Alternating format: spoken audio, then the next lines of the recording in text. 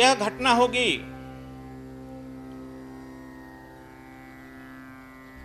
1977-78 की। 77-78 2 वर्ष हमारा संघन हिमालय की दौरा रहा है। मैं गंगोत्री की यात्रा पर था। गंगोत्री पर रुका 3-4 दिन। इधर से तुम जाएगा तो गंगा के ठीक दाहिने भाग में गुफाएं हैं। बाएं भाग से रोड गया है जो गोमुख की तरफ जाता है। गोमुख के ऊपर नंदनवन तपोवन है। उसको ही शंकर जी का जटा कह सकता है, गोमुख के ऊपर। और वहां पर समझ लो कि एक पेड़ तो है नहीं, चिड़िया पक्षी भी नहीं है कि जहां तुम भूल गया तो कोई खोज लेगा या एफआईआर होगा। यदि बर्फ में तुम धस गया तो जितना धस गया उतना ही भी देखते रहेगा 10, 20, 50 जन्म, 50 या 100, 200 वर्ष देखते रह जाएगा। क्योंकि बर्फ में तो तुम गलेगा है नहीं, ज्यों के त्यों पड़ा रहेगा, देखते जरूर रहेगा। गंगोत्री से ऊपर दाहिने क्षेत्र में चले, दिन भर ऊपर जब जा गया जाएगा तो बहुत जगह उस बर्फ ही दिखाई पड़ेगा। अब बर्फ का ही रास्ते पर गुजरना पड़ेगा, कोई बताने वाला बताए। वहाँ भोजपत्र का, गंगोत्री में तो भोजपत्र के जंगल हैं, ऊपर जाएगा तो भोजपत्र के जंगल नहीं है। इसलिए भोजपत्र का मैं एक छड़ी ले लिया था। महात्मा लोग बता दिए थे कि बर्फ पर पैर मत रखिएगा स्वामी जी, पूरा बूट वाला जूता पहन करके। वो छड़ी से खोदो पूरा खूब जोर से, तेरी जोर से धक्का मारा ना जिस बर्फ पर, वो टूटा नहीं तो वहीं पर पैर रखो, फिर दूसरा छड़ी मारो तो उस बर्फ पर पैर रखो।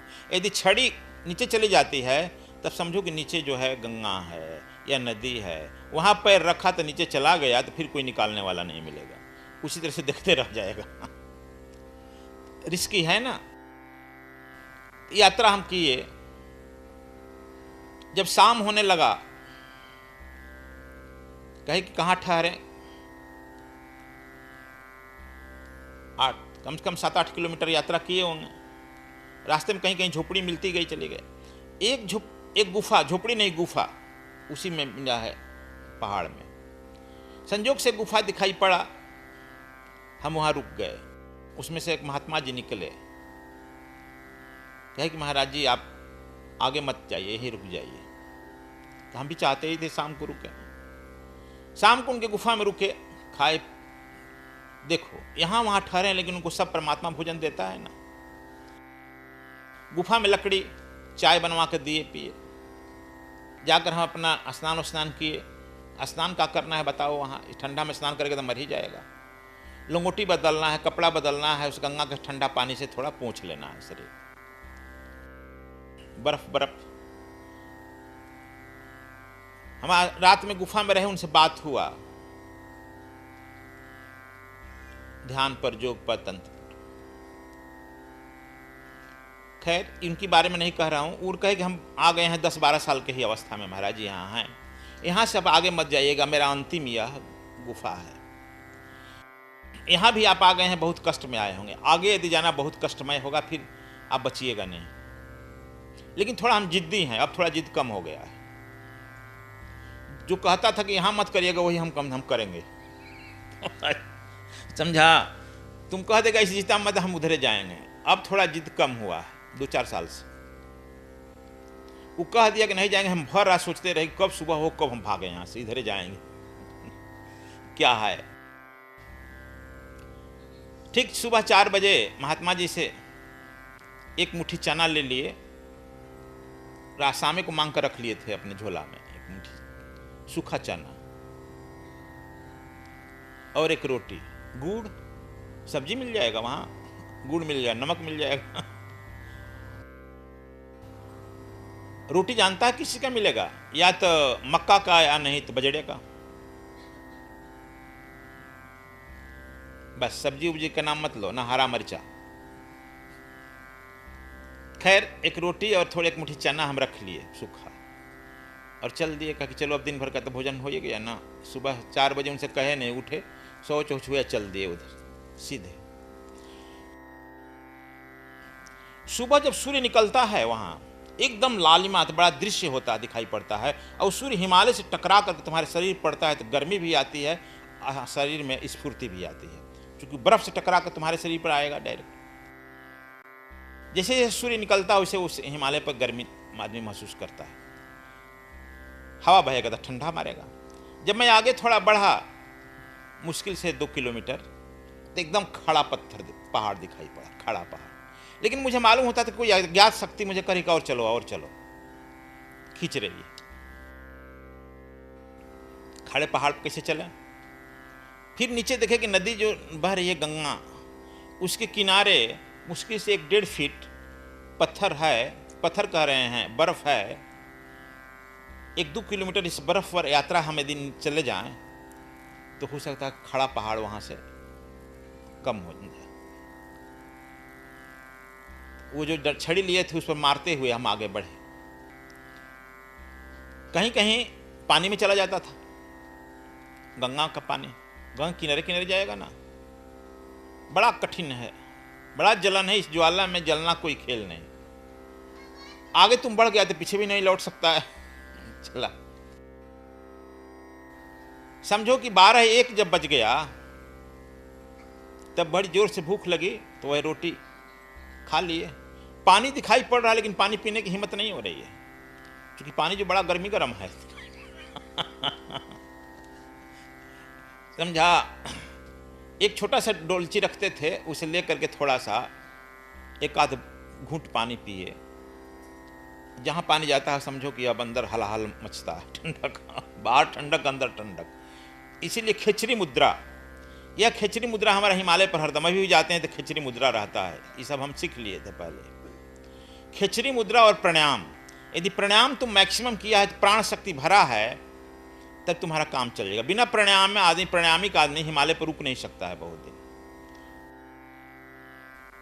यह 2 ही प्राण काम करता है, खिचड़ी मुद्रा और प्राणायाम। प्राणायाम का प्राण शक्ति। आगे हम सोचे कि निकले भाई, नहीं तो अब तो यहाँ पर मरने के सिवा रास्ते में कुछ चला नहीं, रात में बर्फ गिरेगी, फिर तुम बर्फ हो जाएगा, समाधि हो जाएगी, तुम्हारी समाधि कोई देखने नहीं आएगा, फूल माला भी चढ़ाने नहीं आएगा। संकल्प लिए, देवास्त्र दिवास्त्र सब हमने अन्वेषण कर लिया था।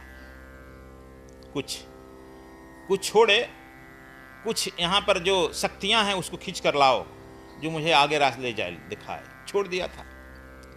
1 बजे 1:30 बजे जब हम नाश्ता करके आगे बढ़ने लगे, जो भोजन, एक रोटी चना बचा लिए थे कि रात का भोजन होगा, नहीं मिलेगा तब। अब समझो कि वही 1 मुट्ठी चना कीमती चीज़ है ना वहाँ के लिए। चलने लगे, 5 बज गया, एक चीज़ कोई नहीं दिखाई पड़ा। इतनी बुरी तरह थक गए कि 1-आध फट चना लिए और वहीं बैठे तो गिर गए, सो गए, पड़ गए। थकान से जो हो भगवान जाने। अब सोच लिए कि अब सुबह जो है शरीर से बाहर हम रहेंगे तो शरीर को देख लेंगे।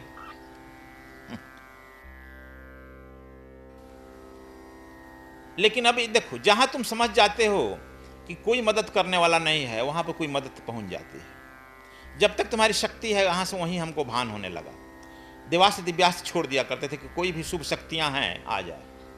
एक बात समझो, जब तुम कोई भी शुभ काम करता है तब तुम्हें विघ्न बाधा आता है। विघ्न बाधा और कोई नहीं करता है, वह प्रकृति इकट्ठा करती है। वह प्रकृति इकट्ठा भले ही तुम्हारे बाप के रूप में, तुम्हारे भाई के रूप में, तुम्हारे दादा के रूप में, तुम्हारे भाभी के रूप में, तुम्हारे पुत्र के रूप में, तुम्हारे पौत्र के रूप में, तुम्हारे पड़ोसी के रूप में, तुम्हारे ही नजदीक जो है अशुभ शक्तियां खोज देगी, तुम्हारे शुभ पर विरोध करे। तुम जो है अब क्रोध में आ जाएगा कि नहीं ये लोग हमारे नजदीकी नहीं, हमारे शत्रु हैं। ऐसा कभी भान मत करो। यह हंसते हुए प्रकृति को धन्यवाद दो, माया को धन्यवाद दो। कबीर साहब कहा ना, माया महाठगनी हम जानी। उस माया को धन्यवाद दो कि तूने मेरा विरोध करने के लिए मेरे घर में ही भेज दिया, बहुत बहुत धन्यवाद। उस व्यक्ति को भी धन्यवाद दो, बहुत बहुत तू माया का काम कर रहा है मेरे पक्ष, तुमको भी बहुत मत, तन से मन से दोनों से उसको धन्यवाद दो। कभी उसका विरोध मत करो, न गाली दो। यदि जब गाली देगा, विरोध करेगा और तुम्हारे लिए कठिन हो जाएगा। माया तो चाहती कि उलझ जाओ, यहीं पर झगड़ा करेगा तो उलझ जाएगा ना, उलझ जाएगा तो वहीं रुक गया, तुम्हारी गति तो रुक जाएगी। देखो वह भी माया, हनुमान जी भी जब गए हैं तो जगह जगह माया विरोध की है। हनुमान जी लड़े हैं, सबको धन्यवाद दिए। इस तरह से तुम भी जब इस शुभ संकल्प लेकर कोई काम चला है तो बहुत सारे आएंगे, उसको तुम धन्यवाद दो, आगे बढ़ो। यह प्रकृति करती है। साथ ही तुम्हारे अंदर एक साहस भी देती है कि नहीं, तुम्हें साहस है, हिम्मत से तुम आगे बढ़ो, ये तुम्हारा कुछ बिगाड़ नहीं पाएंगे। वह प्रकृति तुम्हें साहस भी देती है और बाहर विरोध भी देती है। वह दोनों काम वही करती है। इसको संक्षेप में रूप में कबीर साहब कहते हैं, माया महाठगनी हम जाने। तुम्हारे विरोधक से लड़ो मत, कभी भूल करके युद्ध मत करो, लड़ो मत। गाली के जवाब गाली से मत दो, शुभ से दो। समझ लो कि यह तुम्हारा परीक्षा हो रहा है।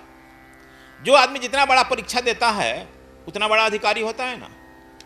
चिरकुट परीक्षा नहीं देता, अधिकारी क्या बनेगा? तो देखो, यह परीक्षा होती है तुम्हारी। हम तो सो गए, गिर गए, लेकिन हम देखो परमानेंट, हम कहीं भी सोएंगे कभी भी तो हमारा 3 बजे 3:30 बजे नींद टूटता है। चाहे मैं तुम्हें यहाँ पे सुलाओ भाई, हिमालय की घाटी में ले जाओ, 3:30 बजे 4 बजे तक हम स्नान नहीं कर लेंगे तो मालूम होगा कि हम अंदर से एक बचपन से आदत पड़ा है, बेचैनी हो जाती है। इसलिए हर जगह हम 4 बजे निश्चित स्नान करके पूजा पर आ जाते हैं। ये आदत हमारी बचपन से बनी। वहाँ भी जब हम 3:30 बजे आँख खुली तो देख रहे हैं कि हम कम्बल, नीचे भी 4-5 कम्बल है, ऊपर भी 4-5 कम्बल कोई ओढ़ाया है। मैं गुफा में हूँ और गुफा में गर्मी है। मैं इधर उधर नजर दौड़ाया, दुधिया रंग का प्रकाश से गुफा में कोई दिखाई नहीं पड़ा, लेकिन प्यास बहुत जोर से लगी थी, भूख भी लगी थी। अब गुफा में इधर उधर देखे कोई है नहीं, तो हम कहीं जरूर कोई दिव्य शक्ति हमको लाई है, यहाँ जरूर कहीं इंतजार करती होगी। मैं हाथ पैर मारा कि भाई पानी वानी, गर्मी आ रही तो कहीं अग्नि भी होगी। गुफा में जब आगे बढ़े, दरवाजे पर देखे कि कम्बल से ढांका हुआ एक कुछ रखा हुआ है। हम उसको उठाए, देखे कि उसमें तांबे का पात्र है जिसमें जल गरम गरम रखा है, गरम है जल। उसको ढांका गया है एथी से, क्योंकि हम तांबे के बर्तन का पानी पीते हैं, तांबे के बर्तन में पानी घड़ा है।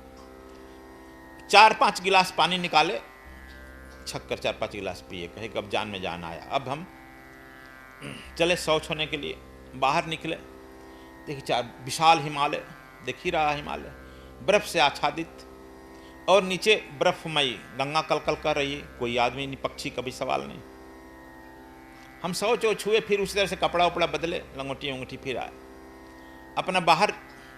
सूर्य के सामने 4:30 बजे, 5 बजते बजते सूर्य के सामने मुंह करके देखे कि सूर्य निकल रहा है तो पूरब होगा, उधर सामने करके हम पूजा प्राणायाम में शुरू कर दिए। प्राणायाम, पूजा पाठ 7 बजे तक मेरा रूटीन चलता है। 5:30 बजे करके तुम लोग यहाँ निकलते हैं, फिर यहाँ आते हैं 6:30-7 बजे तुम लोगों के यहाँ। ये हमारा चारों रूटीन है। 6:30 बजे निश्चित हुए तो हमको अब 6:30 बजे 7 बजे नाश्ता चाहिए।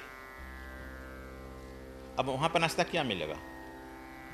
फिर हम कह रहे थे कि भाई जो शक्ति लाई है, फिर अपना देवास दिव्यास छोड़े कि जो शक्ति लाई है प्रकट हो जाओ।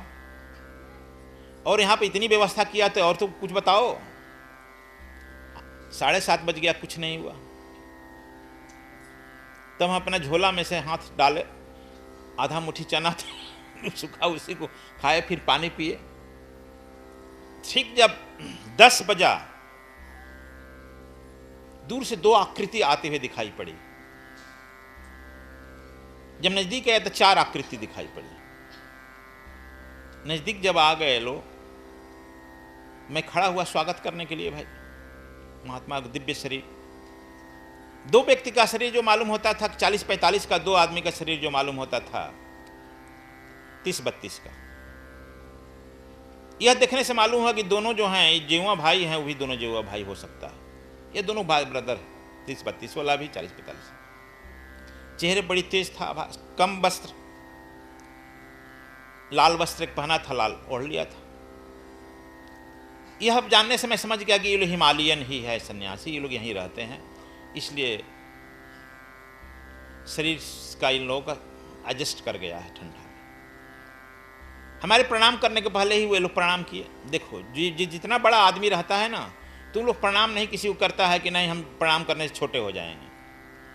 रास्ते चलता है तो खोंकता, भाई तू प्रणाम करो हमको। अरे ऐसा भाई, तुम लोग देखता होगा किसी का फोन उन जाता है तो हम पहले कहते हैं हरिओम तत्सत हरि। ऐसा मत करो, सबके अंदर परमात्मा है, हाथ जोड़कर प्रणाम करो और झुको।